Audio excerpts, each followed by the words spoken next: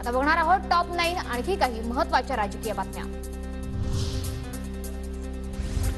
भाजपा शिंदे गट अजित पवार गटाकडून पैसे वाटप आणि धमक्या देण्याचं काम। महायुतीने प्रत्येक लोकसभा मतदारसंघात 25 कोटी पोहोचवले। मुलुंडमधील राड्यावरून राऊतांचा आरोप।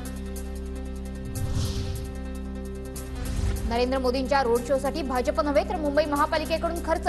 रोड शोचा 3 कोटींचा खर्च मुंबई महापालिकेने उचलला। महापालिका आयुक्तांनी उत्तर द्यावं, संजय राऊतांचा आरोप।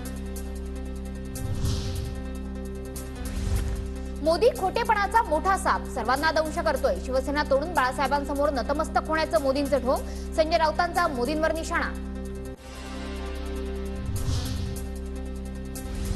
पियुष गोयल यांच्या बोरिवलीच्या राष्ट्रीय उद्यानात मॉर्निंग वॉक दरम्यान नागरिकांशी संवाद। पियुष गोयल उत्तर मुंबईतून महायुतीचे उमेदवार।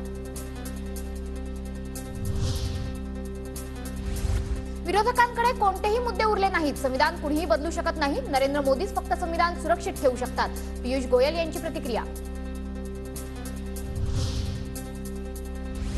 नाशिकचे अपक्ष उमेदवार शांतिगिरी महाराजांचं जोरदार शक्ती प्रदर्शन। आज प्रचाराचा शेवटचा दिवस, रॅलीच्या माध्यमातून शक्ती प्रदर्शन सुरू। मालेगावात उत्तर प्रदेशचे मुख्यमंत्री योगी आदित्यनाथ यांची सभा। धुळ्याचे महायुतीचे उमेदवार सुभाष भामरेंच्या प्रचारासाठी सभा। मालेगावातील प्रचार सभेची जय्यत तयारी।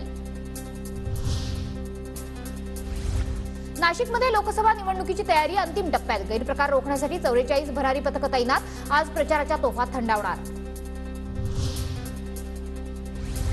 मनमोहन सिंहांच्या नेतृत्वामध्ये शेतकऱ्यांना खत बियाणं दिलं। अन्न सुरक्षा कायदा यूपीए सरकारनं आणला। मोदी आता खोटं बोलतायत, शरद पवारांची टीका।